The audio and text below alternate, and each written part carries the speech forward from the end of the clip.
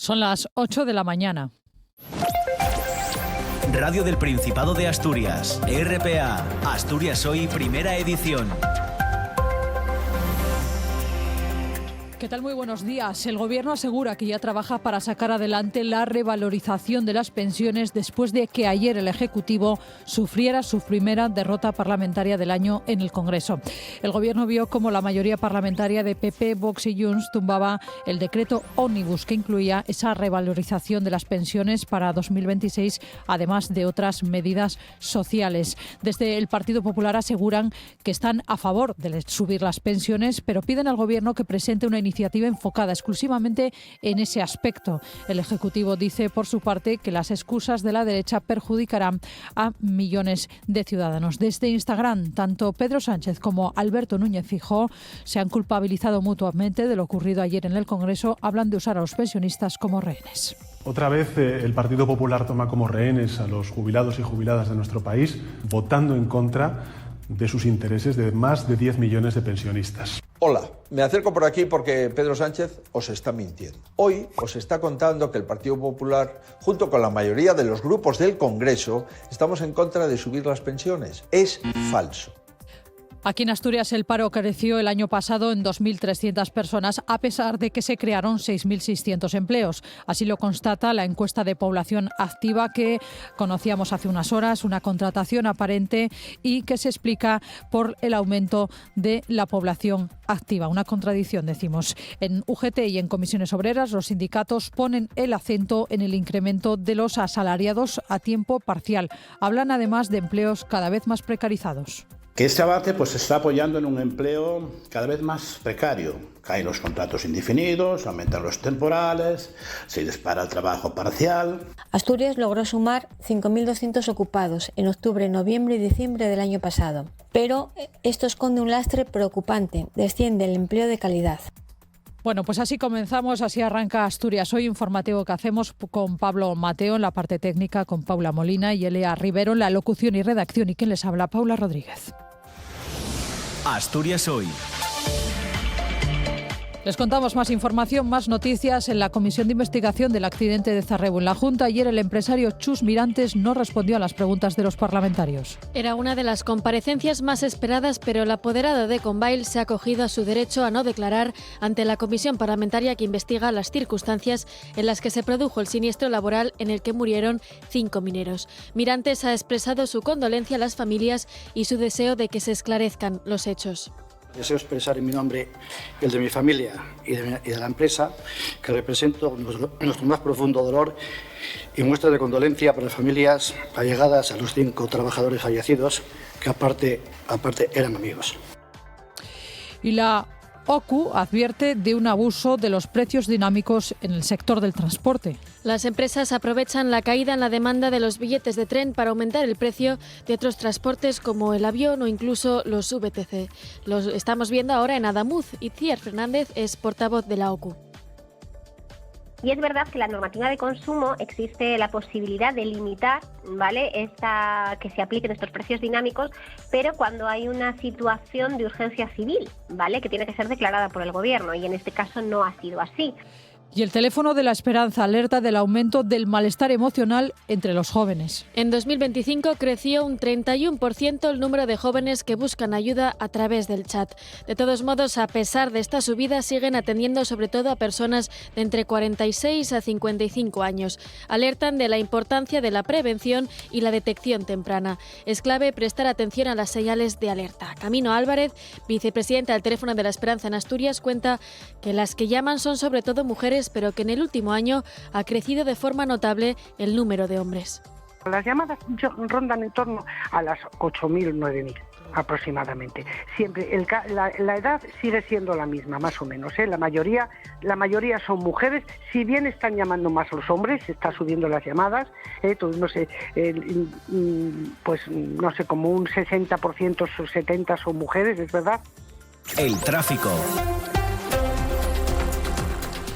Bueno, pues momento de echar un vistazo a las carreteras del Principado. DGT, muy buenos días. ¿Qué tal? Muy buenos días. Arrancamos la jornada y hasta ahora pendientes de la nieve que deja un total de 9 carreteras afectadas ya en el Principado, quedando una vía principal de la red viaria transitable pero con precaución, la AP66 en el entorno de Lena, al igual que otras 8 ya secundarias, quedando intransitable la LN8 en el Quempú y también uso obligatorio de cadenas o neumáticos de invierno ya en los entornos de Illas, Tarna, Leiteidago, Somiedo, Puerto Ventana, San Martín y Pajares, por lo que les pedimos especial precaución ya en esos puntos y vías. En cuanto a tráfico se refiere, van a encontrar complicada la carretera A8 ya en el entorno de Fresno, de entrada a Gijón, al igual que también la A66 en el entorno de Coyoto, en este caso sentido norte, sentido también Gijón.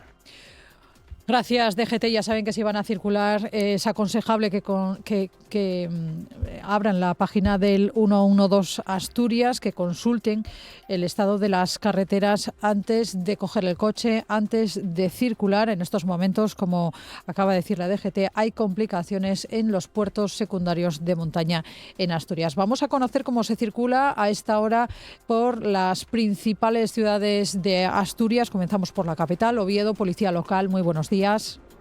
Muy buenos días. ¿Cómo se circula hasta ahora? Cuéntenos. Retenciones a la entrada de Luca y tráfico lento en la entrada de la S2. Por el resto de la ciudad se circula muy bien. Gracias, Oviedo. Nos vamos a Gijón, Policía Local. Muy buenos días. Hola, muy buenos días. ¿Alguna incidencia hasta ahora? Cuéntenos. Por ahora nada, la circulación está siendo fluida y sin ningún tipo de incidente a destacar. Gracias, Gijón. Acabamos en el Centro de Control de Tráfico de Avilés. Muy buenos días. Hola, buenos días. ¿Cómo se circula hasta ahora? El tráfico es fluido y sin incidencias en la ciudad. Gracias, Avilés. Continuamos. El tiempo. Momento de mirar a los cielos de Asturias. Vamos a ver qué previsión meteorológica nos trae David. Muy buenos días. Hola Paula, muy buenos días. Hoy tenemos por delante una jornada en la que de nuevo las precipitaciones volverán a llegar a gran parte de los concejos. Serán lluvias débiles en forma de chubascos, más intensos estos últimos en el suroccidente de Asturias. Va a llover con más fuerza por allí. La cota de nieve va a ir subiendo desde los 500 metros hasta los 1.300 metros en los que va a acabar la jornada de hoy. Las temperaturas hoy serán parecidas a las que tuvimos ayer por la tarde. La tarde de ayer fue en general bastante más fresca que la mañana. Mañana tendremos una jornada en la que la temperatura se dispara, rondaremos los 18 grados aproximadamente en puntos de costa. Será un día en el que previsiblemente se esperan lluvias en la mitad occidental, mientras que hacia el oriente el ambiente será más estable, incluso en el extremo oriental soleado. Asturias al día. Bueno, ya saben que a partir de las 9 llega Asturias al día, llega Nacio Varillas. Muy buenos días. ¿Qué tal? Buenos días, Paula Rodríguez, Paula Molina, compañeras de Asturias Hoy Primera Edición. Vamos a conocer los proyectos para este 2026 de la ONG Asociación Fraternidad. Lleva desde 1982 aportando desde Tapia y especialmente para el noroccidente de Asturias una atención integral a personas con discapacidad intelectual. Estarán con nosotros Maika González Collado, que es la gerente de Fraternidad, y Adán Fernández Beiguela, el responsable de comunicación, de calidad y de empleo de esta entidad. En la segunda parte de nuestro Asturias al día de hoy, el Principado, a través de FICIT, que es la Fundación para el Fomento de la Investigación Científica y la Tecnología, con la Universidad de Oviedo, acaban de crear la Cátedra de Cultura Científica de Asturias. El objetivo, promover la cultura científica, reforzar el sistema asturiano de ciencia, tecnología e innovación. Bueno, pues va a estar con nosotros el director de esa Cátedra de Cultura Científica, José Antonio López Cerezo. Y la tercera parte, para la música, para los asturianos, Automatic Kafka, que lanzan un vídeo en directo de Doc, es uno de los temas de su segundo álbum, se llama Inmortal, y se preparan ya para su primera gira internacional. Estarán Dan Margo y Broncoli, respectivamente bajista y guitarra de Automatic Kafka. Bueno, pues te escuchamos como siempre, Nacio, que tengas buen día. Igualmente, muchas gracias. Están escuchando Asturias Hoy Primera Edición. 8:09 de la mañana, la actividad parlamentaria vuelve al Congreso de los Diputados. La mayoría parlamentaria del Partido Popular, de Vox y de Junts tumbaban ayer el decreto ley del Gobierno que incluía la revalorización de las pensiones para 2026, además de otras medidas sociales. El Partido Popular defiende esa revalorización de las pensiones, esa subida, pero rechaza que se incluyan otras medidas en el mismo paquete, como la limitación de los desahucios a personas en situación de vulnerabilidad.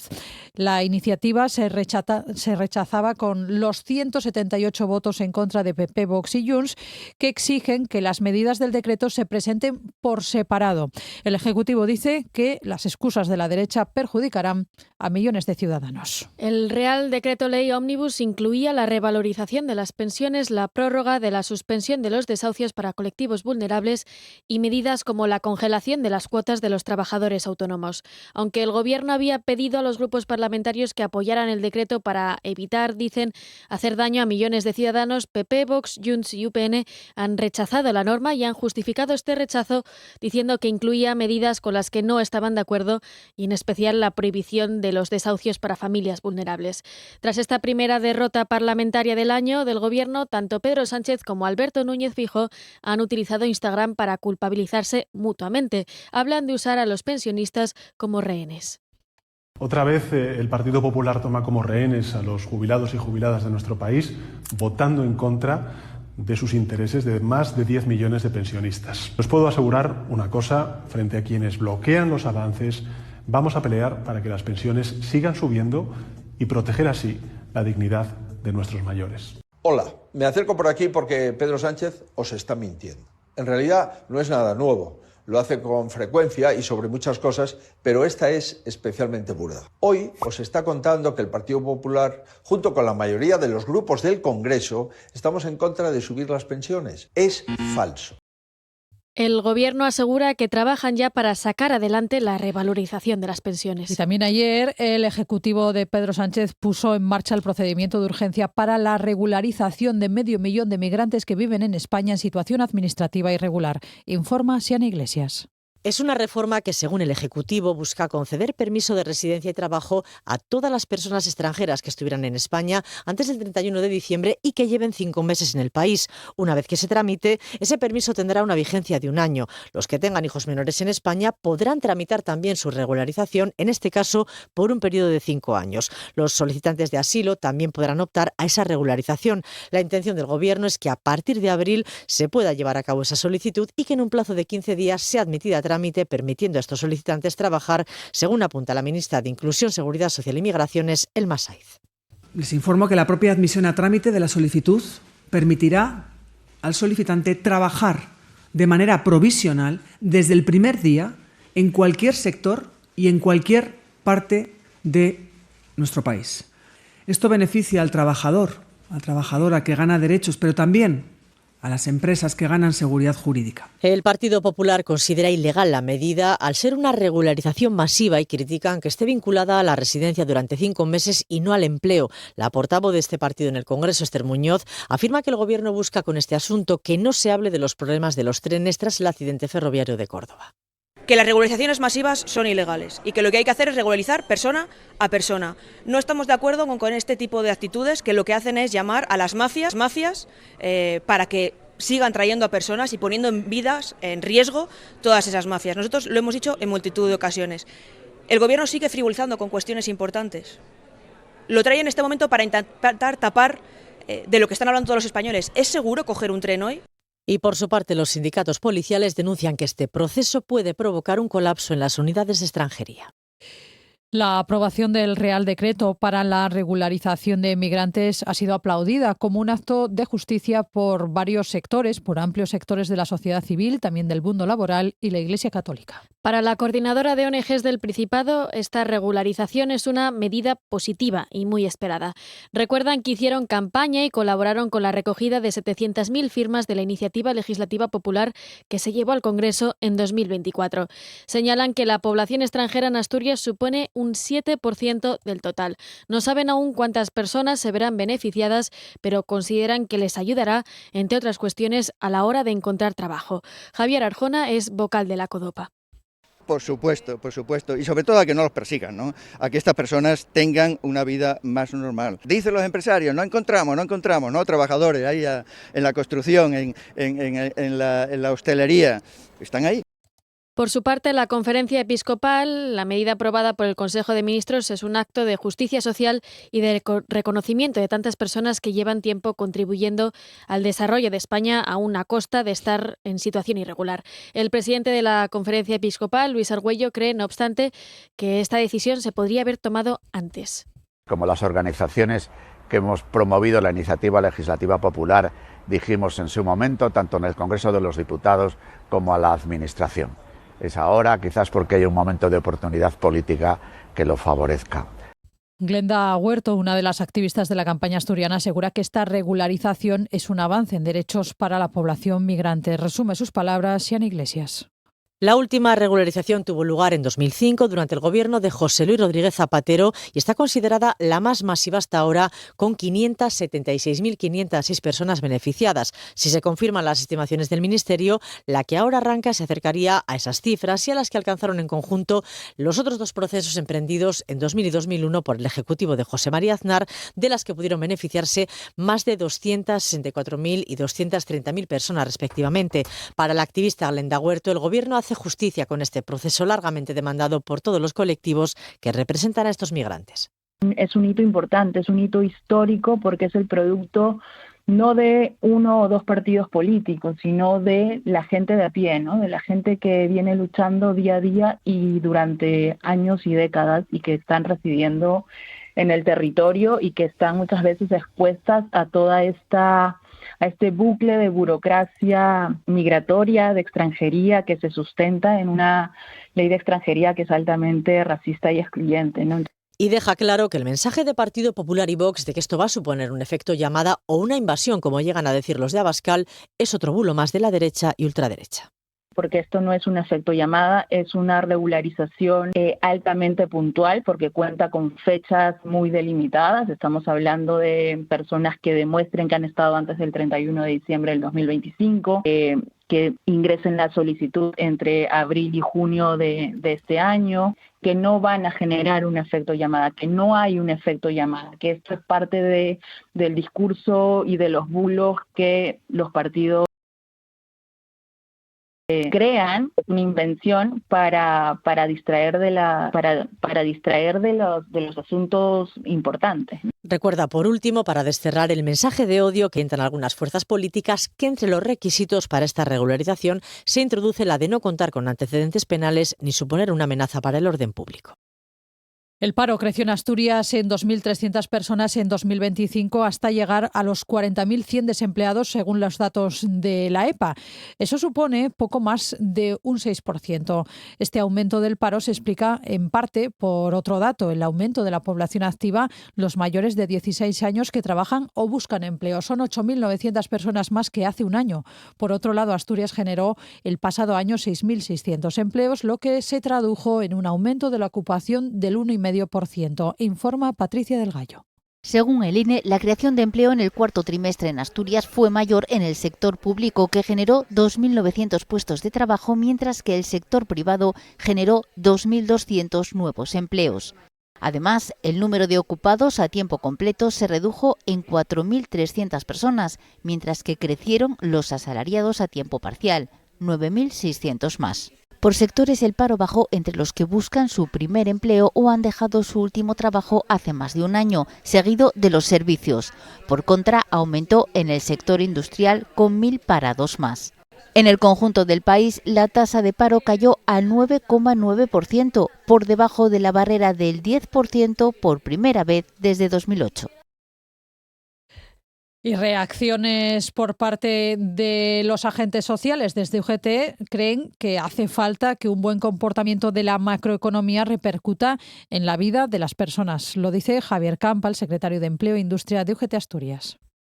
Seguimos alertando, seguimos insistiendo, lo venimos haciendo desde hace meses, que este avance se está apoyando en un empleo cada vez más precario. Caen los contratos indefinidos, aumentan los temporales, se dispara el trabajo parcial.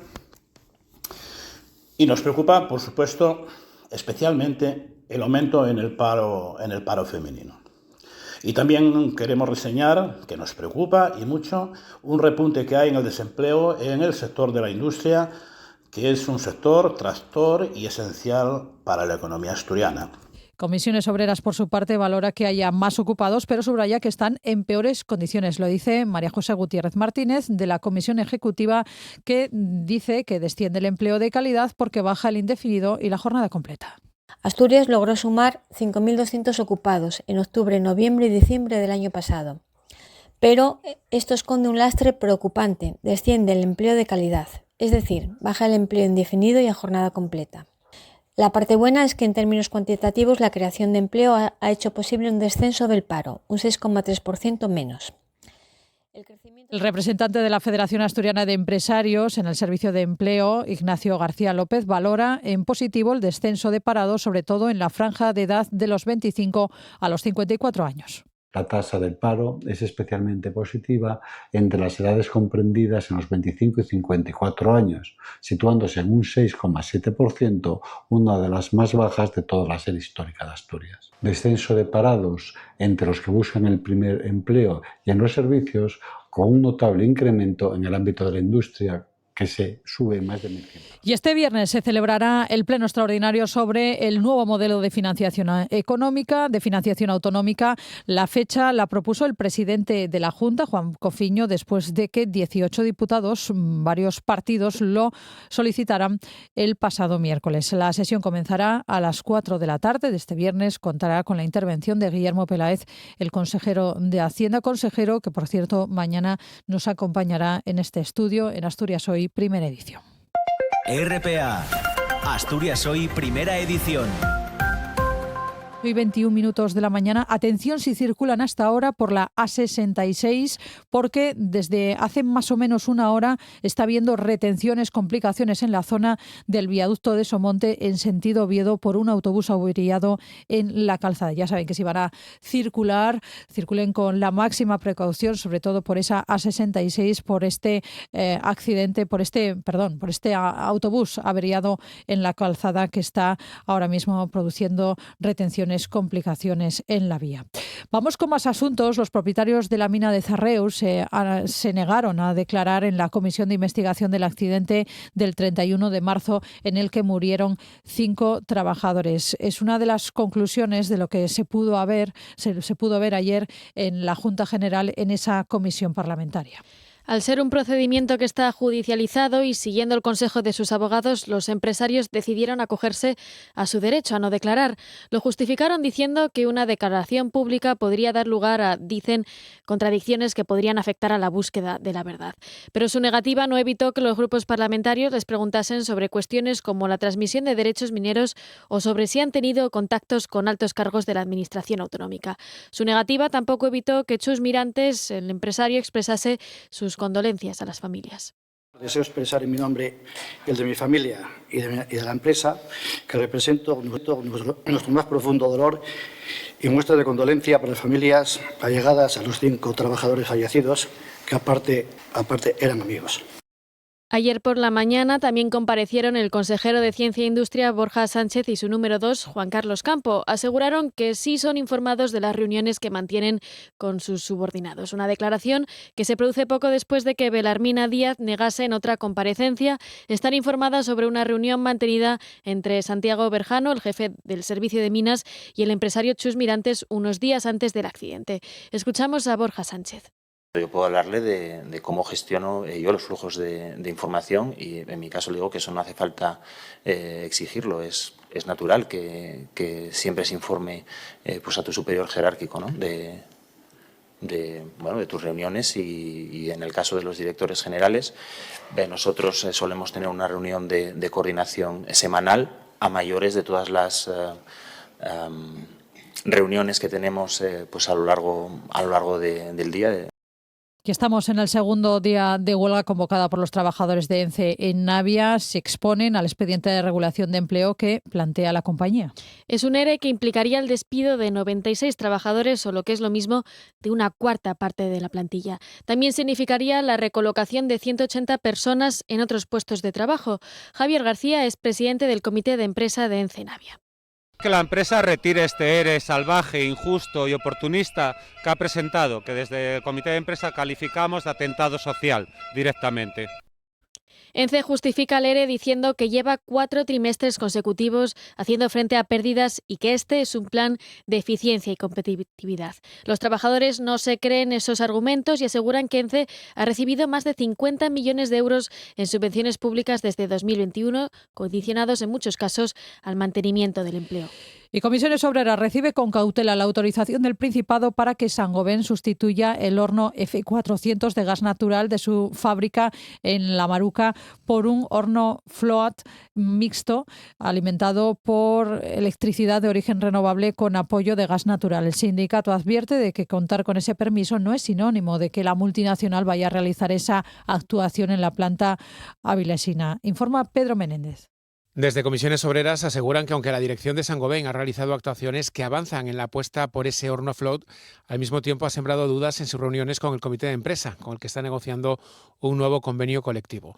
Así lo ha explicado a RPA Jesús Moro, delegado de Comisiones Obreras en Saint-Gobain.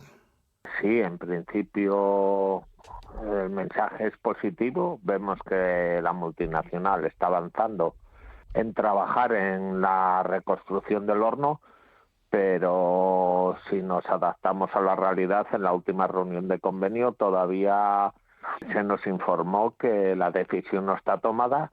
Ellos pretenden condicionar un poco un convenio en el que quieren negociar determinados recortes a la reconstrucción del convenio y en ese sentido entendemos que no se puede trabajar. Habla el representante de Comisiones Obreras de recortes en esa propuesta de convenio por parte de Saint-Gobain, que según fuentes consultadas por RPA plantearía una reducción salarial del 10%. Respecto a la instalación del horno híbrido, Comisiones Obreras lamenta que Saint-Gobain no esté siendo clara respecto a las causas por las que aún alberga dudas, si se debe a cuestiones técnicas, económicas o de otro tipo. Por eso reclama a la dirección transparencia e información real de la situación. No han definido o no nos dan, eso al final es una cuestión organizativa de la toma de decisiones que tiene que tomar la planta. Nosotros en ese sentido no nos han dado esa información, pero lo que sí exigimos es que si la multinacional toma determinadas negociaciones, que esa información tiene que trasladársenos de un modo real, porque entendemos que al fin y al cabo ahí está el compromiso que se tiene que dar entre ambas partes.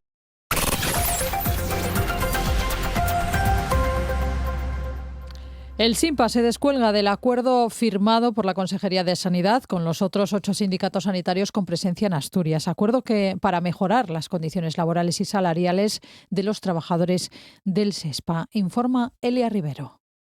Un pacto, ha dicho la consejera, que ha llevado meses de negociación, igual que el que se firmó con el SINPA el 15 de enero. El sindicato médico dijo entonces que, aunque se recogían sus exigencias a nivel autonómico, no se hacía a nivel nacional y que por eso se suman a la huelga en toda España convocada a partir del 16 de febrero para lograr un estatuto propio. Conchita Saavedra espera que, debido a los acuerdos alcanzados, el impacto de esos paros sea menor aquí en Asturias. Muy importante que todos estamos de acuerdo en que tiene que haber una paz social y que por lo tanto es importante para que se pueda mantener la asistencia sanitaria y por otro lado que todas estas medidas tienen que repercutir en la calidad de la atención y en bajar los tiempos de demora. El acuerdo firmado ayer se alinea con el logrado el lunes en Madrid entre el Ministerio de Sanidad y los sindicatos tras 3 años de reuniones para la reforma del Estatuto Marco. Los sindicatos firmantes dicen que ese estatuto, ese documento, se adapta a las condiciones reales de trabajo y que mejora las condiciones laborales de todas las categorías. La jornada laboral se queda en 35 horas a la semana y las guardias serán de un máximo de 17 horas consecutivas. Adrián Redondo, de Comisiones Obreras, y Belén García, del SATSE, el sindicato de enfermería, valoran el pacto alcanzado con la Consejería asturiana. Primero porque genera empleo, genera descansos, mejora por lo tanto la asistencia a los usuarios y usuarias del sistema. Recoge mejoras, voy a recalcar, laborales, además de retributivas para todos los profesionales del sistema sanitario asturiano. Los médicos asturianos aglutinados en el SINPA rechazan lo firmado ayer, mantienen la huelga indefinida para febrero. El SINPA habla de desafío a los facultativos y dice que las condiciones laborales de los médicos se negociaron sin ellos. Quieren un estatuto marco propio que tenga en cuenta su formación y grado de responsabilidad. Y Salas, el Concejo de Salas vuelve a contar con matrona en su centro de salud. Pasará consulta 2 días a la semana, los miércoles y los viernes, y realizará seguimiento de embarazos, exploraciones ginecológicas y atención a la menopausia. El servicio se suspendió hace ya más de 15 años. Desde ese momento y hasta ahora que se retoma el servicio, los pacientes han tenido que desplazarse a Grao o a Oviedo. El alcalde de Salas, Sergio Hidalgo, asegura que este no será el único avance previsto en el concejo en materia sanitaria para este año. Confía en que a corto plazo se concrete la construcción de un nuevo centro de salud. Poder volver a tener servicio en Salas y que no las mamás pues tengan que desplazarse a Grao. Ahora nuestra reclamación, que estamos trabajando en ello y vamos a ceder ya próximamente el suelo al Principado, es la construcción de un centro nuevo de salud aquí en Salas, que estamos con la tramitación ya. Y escuchen, el UCA refuerza su estrategia de trasplantes con el fin de mantener e incluso superar las cifras de donaciones. En 2025 Asturias fue la tercera comunidad española con más donantes, al alcanzar los 65 por millón de habitantes. El número de donaciones en Asturias aumentó un 16% en 2025. De los 65 donantes que hubo, 40 fueron en muerte encefálica y 25 en parada cardiorrespiratoria. Para seguir esta tendencia o incluso mejorarla, el UCA va a reforzar su estrategia de trasplantes. El año pasado Asturias fue la tercera comunidad española con más donantes al alcanzar los 65 por millón de habitantes. Iván Astola es el coordinador de trasplantes del UCA. Tendremos que ampliar el pool de donantes fuera de las unidades de críticos. Hay otras unidades dentro del hospital, incluso cuidados paliativos, donde se producen fallecimientos que son en parte programados y que se les podría dar a esas personas y a esas familias la posibilidad de que pudieran ser donantes. La estrategia pasa por incrementar los donantes en parada cardiorrespiratoria, en especial para trasplantes de corazón. Lo explica Jacobo Silva, jefe de cirugía cardíaca. Y antes de que fallezca y no se puedan utilizar los órganos, se limita el esfuerzo terapéutico. El teléfono de la esperanza alerta del aumento del malestar emocional en jóvenes ante el crecimiento del 31% en el uso del chat. Señalan que el 26,5% de las atenciones realizadas a través de ese canal corresponden a menores de edad. De todos modos, a pesar de esta subida, siguen atendiendo sobre todo a personas de entre 46 y 55 años. Alertan de la importancia de la prevención y la detección temprana. Es clave prestar atención a las señales de alerta, especialmente en niños, niñas y adolescentes. Por ejemplo, cambios bruscos de comportamiento, aislamiento repentino o expresiones de desesperanza. Camino Álvarez, vicepresidenta del Teléfono de la Esperanza en Asturias, cuenta que las que llaman son sobre todo mujeres, pero que en el último año ha crecido de forma notable el número de hombres. Las llamadas rondan en torno a las 8.000, 9.000 aproximadamente. Siempre la edad sigue siendo la misma, más o menos. La mayoría son mujeres, si bien están llamando más los hombres, se está subiendo las llamadas. Tuvimos, pues no sé, como un 60% o 70% son mujeres, es verdad. Y luego subieron también las llamadas de los jóvenes.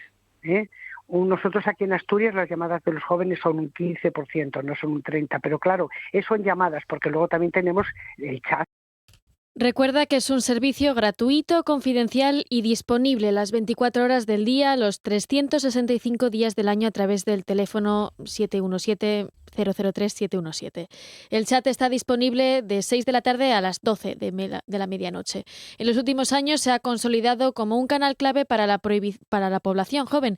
Camino Álvarez señala que crecen las personas que atienden, pero también los recursos de los que disponen, gracias en parte a su visibilidad. Este último año hemos tenido mucha visibilidad, estamos continuamente, todos los años tenemos un programa de formación de voluntariado, de formación de que llamamos Nuevos Voluntarios, que es un programa de 1 año de duración, intensivo, o sea, es duro, es difícil, no pasa la criba cualquiera, o sea, tienes que estar muy formado para ponerte a la escucha del teléfono. Y además de eso, todos los voluntarios que ya llevamos años, nos formamos de forma continuada también. RPA, Asturias Hoy, primera edición.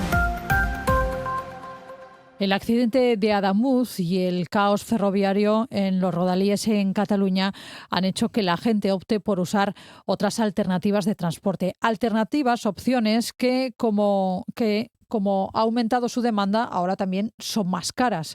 Nos lo cuenta todo, nos lo detalla Paula Molina.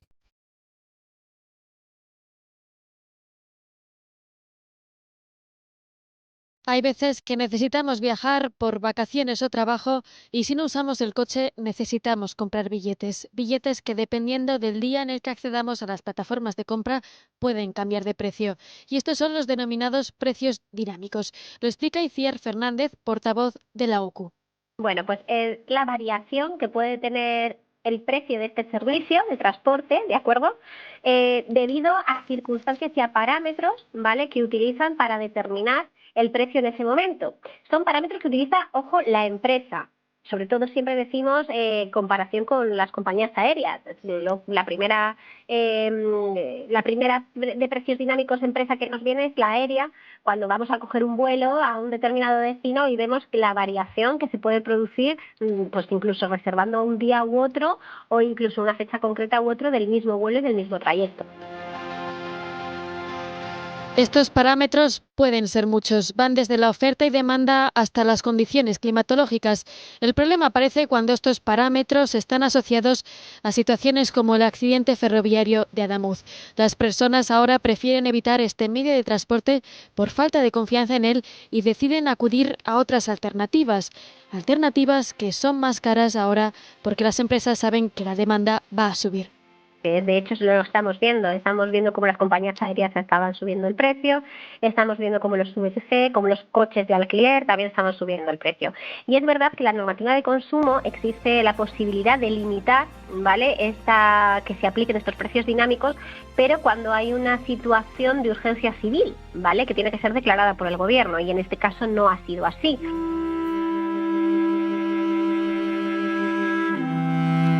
Esto obliga a viajeros a tener que hacer frente a tarifas desproporcionadas que les impide volver a sus casas. Los expertos explican que esta práctica es legal, pero que hay una clara falta de transparencia. Habría que hacer una investigación a fondo para ver qué parámetros efectivamente se utilizan y que sean transparentes, es decir, que se conozca por qué motivo estás subiendo este precio, qué parámetros estás utilizando. Si simplemente estás utilizando parámetros de un incremento de la demanda de ese servicio, ¿vale?, o unos días puntuales, o si realmente estás utilizando a lo mejor parámetros personales de los consumidores, pues relativo a búsquedas anteriores o similar. Y nos estamos acostumbrando a pagar estos precios. Lo estamos asimilando y es verdad, nos quejamos, pero es verdad que ya como que tenemos predisposición a que nos va a pasar esto. Igual que cuando vamos a reservar un vuelo, a lo mejor en Semana Santa, sabemos que va a estar más caro en esas fechas que en cualquier otra, y es lo que ocurre ante la mayor demanda de este servicio. La solución es clara, más transparencia, pero también es necesario establecer una limitación a lo que pueden variar estos precios. Creemos que a lo mejor limitar un porcentaje de precio en lo que se puede incrementar o incluso ampliar aquellos supuestos en los que no se pueden aplicar estos precios dinámicos, como puede ser, por ejemplo, ante un accidente como el que ha sucedido actualmente en Córdoba. Asturias Hoy, primera edición. Noticias. El movimiento climático Rebelión Científica alerta de que en Asturias hay 112 infraestructuras críticas en riesgo por inundación. Entre ellas hay 45 escuelas, 10 residencias de mayores, 4 campings, 2 hospitales y 8 estaciones depuradoras de aguas residuales, informa Elia Rivero. Son datos que recoge el Observatorio de Sostenibilidad, en el que detallan, cuantifican y clasifican las instalaciones, servicios y edificios situados en las superficies inundables en España a partir de datos oficiales. Una situación agravada por la actual crisis climática. Adán Abajo, doctor en biología y portavoz del movimiento de activismo climático Rebelión Científica, dice que no se trata de alarmar por alarmar, sino de tomar medidas para evitar estos escenarios. Hay que decir que cuando se habla de riesgo de inundación, de lo que se está hablando es de estimaciones y de probabilidad. Se considera que una infraestructura o un lugar está en riesgo de inundación cuando ésta se prevé en un periodo de 100 o incluso de 500 años. Pero por otro lado, esto no significa ni mucho menos que haya que esperar 500 años para que se produzca, sino que es casi seguro que se producirá en ese periodo. No se conoce el cuándo exactamente y por eso se habla de riesgo. Llaman, por ejemplo, a aplicar sistemas urbanos de drenaje sostenible o despavimentado o a implementar una gestión integral de las cuencas hidrográficas o limpiar las riberas. Como ejemplo de lo que podría llegar a pasar, cita lo que ocurrió en Valencia en octubre de 2024. Cuando ocurrió la Dana de Valencia, la lámina de agua de inundación ocupó 16.000 hectáreas fuera de la zona de riesgo de 500 años, a mayores. Es decir, mucho más superficie de la que se estimaba que podría ocurrir en un periodo de 500 años. Adán Abajo, que insiste en que informar a la población es clave, insta a las instituciones a tomar medidas. Debe señalizarse cuando cualquier infraestructura o construcción está dentro de una zona de riesgo de inundación. Debería estar señalizado públicamente. Podría hacerse, por ejemplo, una etiqueta obligatoria del tipo de las de eficiencia energética, informando del riesgo de inundación de cada infraestructura. Están escuchando Asturias Hoy, primera edición. 8:40 de la mañana. Les tenemos que contar que esta cadena estrena página web. RTPA renueva su imagen online, hace una gran apuesta para tener más presencia online, para llegar a la audiencia que se informa y se entretiene a través de la red y a través de los dispositivos móviles. Es una web bien diseñada que permite acceder a contenidos de televisión, de radio, desde cualquier lugar y en cualquier momento. La página ya está operativa, se puede acceder a esos contenidos de esta casa, a emisiones en directo, a podcasts, a clips destacados, y de ello vamos a hablar a continuación con el director de medios digitales de esta casa, de RTPA, José Braña. Muy buenos días. Buenos días, Paula. Nueva web, ya se puede acceder a ella. Se ha trabajado mucho, desde luego, en esta nueva imagen que proyectamos en la red. ¿Con qué objetivo? Bueno, pues con el de modernizar la que teníamos, el objetivo de llegar a más gente, tener un mayor alcance, tener más información, que es una de las cosas que entendemos hacia donde, un lugar al que debemos evolucionar, ser un medio de referencia en cuanto a información, en un mundo en el que además desde los dispositivos móviles cada vez se lee menos y se ve más, y ahí en una televisión como RTPA somos fuertes, entonces tener cada vez más información visual en vertical y también pues complementarlo con servicios que no teníamos, con más resultados estadísticos, información deportiva, con nuevas secciones, con más contenidos en asturiano. Intentar hacer una web en el sentido amplio, más completa y que además fuese también más accesible desde todo tipo de dispositivos. Vivimos ahora en un momento en el que el ecosistema digital cada vez es más amplio y se accede a la información desde más lugares y más dispositivos y dar respuesta un poco a todo eso, ¿no? Y ya está operativa, ya todo el mundo que quiera puede acceder a esa nueva web de RTPA. Sí, desde el lunes a las 8 de la mañana ya está publicada. La verdad es que estamos recibiendo constantemente correos y mensajes de gente a la que le ha gustado el cambio. Y a partir de aquí, pues seguir intentando en los siguientes meses complementarla con nuevos servicios y con nuevas secciones, intentando cumplir la función que tenemos como servicio público de llegar a todo el mundo informando, ¿no? Sabemos que Asturias es muy amplia, muy diversa y que hay mucha gente, no en Asturias, sino fuera de Asturias, que es asturiana, incluso en Latinoamérica, que se informa a través de esta web, de esta web que tenemos, de todo lo que ocurre en Asturias. Sí, la web al final es un vínculo, es un elemento de conexión de los que están fuera. Sabemos que la comunidad en Latinoamérica en especial es muy activa, especialmente en los países de México y Argentina, es donde más tenemos audiencia. También en Europa hay una fuerte comunidad en Alemania y en Italia. Y como dato, quizás en el ámbito nacional donde más nos ven es en Barcelona, en Valencia y en Canarias, ¿no? Esos serían un poco los datos. Qué curioso, ¿eh? Sí, y al final sí que, la gente que por el motivo que sea no vive en su tierra, pues esperemos vea en esta página web un punto de conexión con el lugar de donde es, ¿no? En los últimos años, director, ha cambiado muchísimo los consumos de contenidos. Sí, estamos tendiendo a un modelo, como te decía, mucho más deslocalizado, mucho más de contenidos bajo demanda. Por ejemplo, el consumo de televisión lineal está bajando en relación a lo que está aumentando el consumo de televisión bajo demanda. Las plataformas, como es evidente, han llegado para quedarse y comen una buena parte del pastel del reparto televisivo. En ese sentido también desde RTPA aspiramos a que en los siguientes meses tengamos una nueva plataforma en la que llevamos ya muchos meses diseñando y modelando, que sirva un poco para dar respuesta a estas nuevas necesidades como el resto de televisiones ya tienen o el resto de plataformas tipo Netflix, HBO, pero también las públicas como RTV Play. Y desde aquí estamos intentando modelar eso, una nueva plataforma que nos dé respuesta a todas esas nuevas necesidades, ¿no? Es decir, consumir contenidos de forma inmediata, personalizada, bajo demanda. Sí, no solo bajo demanda. El bajo demanda está muy bien, pero quizás el reto sea mapear con directos todos aquellos eventos que de alguna manera no estamos todavía pudiendo ver desde la televisión pública, ¿no? En algunos casos no son los de, digamos, más impacto en cuanto a audiencias, porque, por ejemplo, en la guerra del fútbol no nos vamos a poder meter por una cuestión de dimensión económica, pero sí podemos, por ejemplo, en ese mismo terreno de los deportes, sí que descender y actuar como servicio público en lo que es deporte minoritario, deporte base o deporte femenino, ¿no? Por ejemplo. Y ahí es donde intentamos o vamos a intentar poner el acento desde esa nueva plataforma. ¿Qué contenidos han sido los más vistos en la web? Vamos a poner ejemplos, cuéntenos. A ver, la web tiene realmente un impacto en las noticias informativas, las que generamos desde el punto de vista de los informativos. ¿Sí? Luego desde ahí, como bien sabes, clipeamos, que es como llamamos hacer esos pedacitos de vídeo que luego se van a los reels en vertical a las redes sociales.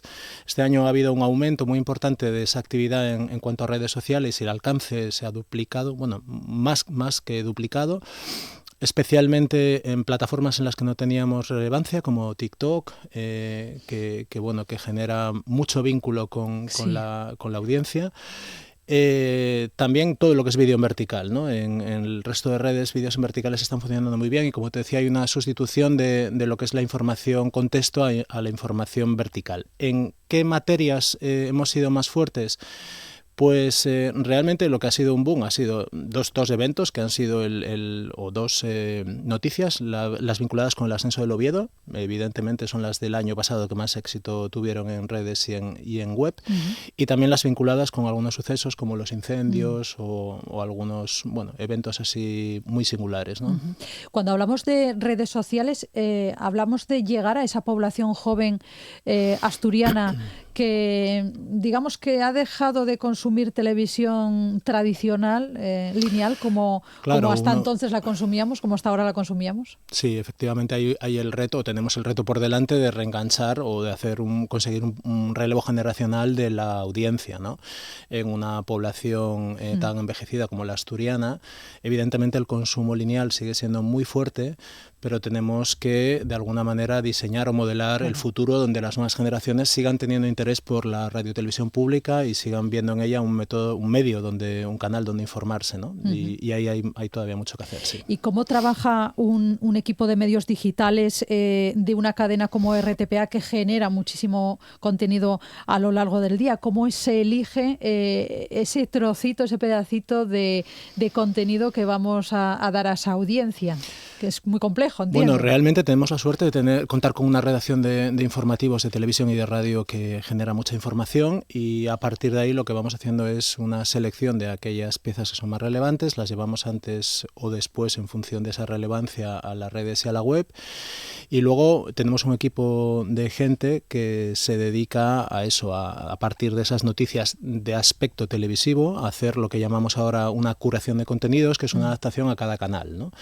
Y luego la posterior publicación, el seguimiento y finalmente la analítica para ver un poco en qué punto estamos, qué es lo que funciona y qué es lo que no funciona, y seguir poniendo el acento en aquello que mejor va, ¿no? Me parece muy complejo, sobre todo desde el punto de vista de una periodista del ámbito más tradicional, nos dedicamos a la radio, a la televisión, llegar a hacer contenidos de 30 segundos en los que puedas llamar la atención de la audiencia, ese resumen, esa capacidad de síntesis me parece complejísima a día de hoy. Bueno, vivimos en una época nueva en la que el consumo televisivo, el audiovisual en general ha cambiado mucho, los impactos son más fugaces, la capacidad de atención del espectador se ha reducido en tiempo muchísimo y hay que atender esa demanda pues generando nuevos formatos. A veces, bueno, pues la capacidad de síntesis es la clave e intentando, bueno, pues seguir unas normas que en teoría están diseñadas para captar esa atención en los segundos, claro, que llamamos los que evitan la tasa de rebote, o sea, el tiempo que tarda el espectador en cambiar de contenidos, intentar capturarlos y que sigan con los ojos puestos en tu información, ¿no? Y qué difícil, sobre todo cuando con un dedo vas pasando y te puedes quedar en los 2 segundos y estar pasando. Efectivamente, estoy seguro que tú misma, Paula, sí, serás consciente de que en los últimos años has reducido el tiempo en el que cambias de contenido. Uno tiene menos paciencia viendo contenidos audiovisuales y entonces tenemos que intentar enganchar en esos segundos iniciales de una noticia al oyente, al espectador, al consumidor de redes sociales, ¿no? Porque hay noticias que se consumen ya más en redes que en un medio convencional, en una televisión, digamos, lineal o en una radio. El alcance es superior. Tenemos el caso, por ejemplo, de TikTok, ¿no?, que es muy relevante. Podemos ver como algunas de las noticias que generamos en la redacción de informativos aquí, si el consumo lineal, pues vamos a decir, ronda los 25.000 espectadores en un punto determinado del día, esas mismas piezas pues pueden llegar a alcanzar las 250.000 visualizaciones fácilmente algunos días, ¿no? ¿Por qué? Porque ya no se emiten en un momento, la gente las ve a lo largo de todo el día, siguen estando en el feed. Y luego el alcance, ¿no? Ahí el algoritmo ayuda de alguna manera a dimensionar ese impacto, a viralizar algunas de ellas y bueno, hace esa política expansiva de la información, ¿no? ¿Hay objetivos en todo esto? 250.000 personas, me acabas de decir. 250.000 personas, considero que es muchas personas viendo un contenido. Sí, tenemos muchos objetivos, lo que llamamos técnicamente KPIs, ¿no? Claves o datos a los que queremos llegar, ¿no? Estamos en redes sociales en 72 millones de visualizaciones al año en TPA. El objetivo 2026 es llegar a los 100 millones de visualizaciones, ¿no? Es un objetivo ambicioso, pero bueno, estamos, es verdad que aumentando mucho la cantidad de publicaciones y están recibiendo unos buenos datos de audiencia. Esperemos llegar a final de año con ese dato, ¿no? Y tenemos que pensar además en el futuro, en todas las oportunidades que nos puede ofrecer la inteligencia artificial. Bueno, a nadie se le escapa que la inteligencia artificial es un cambio de paradigma total en toda la actividad o un porcentaje altísimo de las actividades de la sociedad. Somos un medio de comunicación de perfil tecnológico, con lo cual nos afecta antes. Y bueno, se habla mucho de qué va a pasar. Defendemos la inteligencia artificial de no reemplazo, no viene a sustituir a nadie, viene a complementar servicios, a agilizarlos y a optimizarlos, esa es la idea, y en algunos casos a generar nueva actividad, porque cuando por ejemplo, un medio de comunicación como este contamos con los recursos humanos de manera tan ajustada, la inteligencia artificial lo que puede es generar contenidos o actividad en distintas áreas en las que no teníamos posibilidad, ¿no? Siempre con la supervisión de alguien, ¿no? Sí, por supuesto, al final el factor humano sigue estando ahí, más cuando lo que estás hablando es de información o de material sensible que necesita ser revisado, ¿no? Bueno, pues ya les animamos a visitar esa página web que estrena RTPA, que se puede acceder ya a todos los contenidos que genera esta casa. José Braña, director de medios digitales de RTPA, muchísimas gracias por estar con nosotros. Gracias. En Asturias Hoy, primera edición, Deportes. Vamos con la información deportiva. Muy buenos días. ¿Qué tal? Buenos días. El Real Oviedo seguirá hasta mañana en el Requeixón trabajando en la preparación del importantísimo partido del sábado a las 2 de la tarde en el Carlos Tartiere frente al Girona. Con el equipo a 9 puntos de la permanencia, este encuentro se antoja vital. Escuchamos al delantero Fede Viñas. Para nosotros, bueno, todos los partidos vienen siendo muy importantes, una final, como tú dices.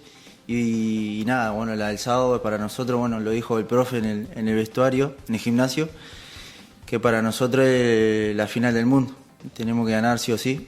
Ese partido ha sido declarado como Día del Acompañante y cada abonado podrá retirar hasta 4 entradas al precio de 10 euros cada una. El Sporting trabaja en la llegada de Andrés Cuenca, así lo reconoció José Riestra, presidente ejecutivo de la entidad. El central del Barça B saldría traspasado al Como italiano y después recalaría en el club gijonés en calidad de cedido. El que fue presentado como nuevo futbolista rojiblanco es el segundo refuerzo invernal, Andrés Ferrari. Los primeros días fueron un lío, la verdad. Llegué el jueves y se dio todo muy rápido para poder estar el sábado. Contento porque se dio ese debut y bueno, a seguir trabajando. También fue por la confianza que me dio Borja, el entrenador, por eso estoy aquí. Quería ir a un equipo donde confíen en mí y bueno, el Sporting me dio eso. La verdad increíble, la afición me recibió muy bien y agradecido con ellos. Y bueno, jugar mucho de espalda, pelota al espacio, rápido y buen cabezazo. La mayoría para ayudar al equipo, para conseguir los objetivos. El equipo gijonés seguirá hasta mañana preparando el partido frente al Eibar del próximo domingo a las 4:15 de la tarde. El Real Avilés ha alcanzado un acuerdo con el Andorra para la cesión hasta final de temporada del delantero Aitor Urkuzun. Es un delantero atacante de 25 años por el que ahora los blanquiazules necesitan dar una baja, ya que tienen actualmente todas las fichas ocupadas. Por otro lado, el estado del césped del Suárez Puerta está condicionando al equipo avilesino en sus partidos como local. Sobre este problema habla el presidente de la entidad, Diego Baeza. Es un problema de base, el campo lleva 25 años sin cambiarse y es lo que ocurre. O sea, hay que levantarlo entero y hacer un campo nuevo. ¿Se puede? No, el campo no es mío. El campo es municipal. Un campo del nivel que todos queremos, que parece que es lo normal, cuando decimos, no, es que tenemos el campo mal. Ya, bueno, es que el campo cuesta entre 800 y 1 millón de euros. En Segunda Federación, Diego Díaz causa baja en el Marino. Además, la selección asturiana de Copa de Regiones UEFA disputa a partir de las 6 de esta tarde en Amalata y ante Galicia la fase intermedia de esta competición. Escuchamos a Clemente Sánchez, porque su equipo busca el pase a la Final Four. Competir y ganas, intención y ambición le vamos a poner y luego pues otra cosa ya será el resultado, que esperemos que sea positivo. Intentaremos competir al máximo y poder lograr el pase a la Final Four, digamos. Asturias Hoy, en clave económica. Como siempre acabamos en clave económica, hablando de economía, lo hacemos con José Antonio Antuña, director de Renta 4 Gijón. José Antonio, muy buenas. ¿Qué tal, Paula? Buenos días. Estamos a mitad de semana, miércoles, ¿cómo vienen los valores? A ver, volvemos a hablar de subidas en este inicio de sesión. Es verdad que el Eurostock está marcando los futuros subidas en torno al 0,40, 0,50 y las del IBEX son un poquito más tímidas. La sesión de ayer en general ya fue positiva. Algún índice como el DAX no consiguió acabar en verde, pero en general fue positiva. Y tenemos los futuros americanos también marcando subidas. Por primera vez el futuro del S&P marcando por encima de los 7.000 puntos. Tenemos a muchos índices, entre otros nuestro IBEX, pero también el S&P marcando máximos, el Eurostock marcando máximos, el Nasdaq prácticamente en ello también, con lo cual los mercados están muy altos, pero todo ello en un entorno de cierta debilidad que estamos viendo en los datos macroeconómicos y que entre otras cosas pues también está llevando a cierta depreciación del dólar, que ya tenemos al dólar en la zona de la barrera de 1,20. Continúa la depreciación que estuvo teniendo a lo largo del año pasado, y eso está haciendo también que algunas rentabilidades, sobre todo de empresas americanas, cuando las traemos a euros, pues está lastrando un poquito rentabilidades. Y para ver un poco la evolución, o para prevenir un poco la evolución del dólar y también de los mercados, pues una de las citas claves que tenemos hoy es esa reunión de la FED que conoceremos a partir de las 8 de la tarde, ya con el mercado aquí en Europa cerrado, no tanto por lo que la decisión que pueda tomar en cuanto a los tipos de interés, que se da por hecho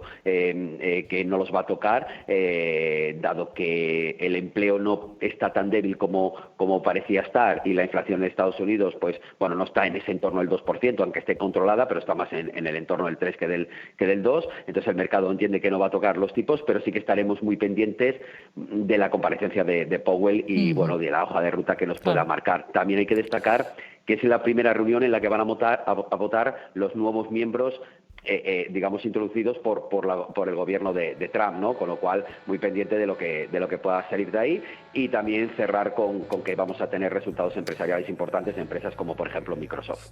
Bueno, pues estaremos muy atentos. Gracias, José Antonio. Muchas gracias y buenos días. Les tenemos que dar cuenta de una incidencia en las vías del tren. La revisión, de hecho, de vías entre Asturias y León ha provocado esta mañana retrasos en el AVE que salía de Oviedo a las 6:30 de la mañana. El tren salió de la estación, pero después se detuvo. Se produjo una parada en medio de un túnel en ese trayecto. Esta revisión de las vías ha provocado, como decimos, retrasos en el AVE que se dirige a Madrid. Y en cuanto a la circulación de la 66, que había incidencias por una avería de un autobús, ya se puede circular con total normalidad. Nosotros nos vamos, regresamos como siempre a partir de las 8 de la mañana aquí en Asturias Hoy, primera edición. Ahora se quedan con más noticias a través de TPA y se quedan además con todo el debate, toda la información que nos trae Nacio Varillas, Asturias al día.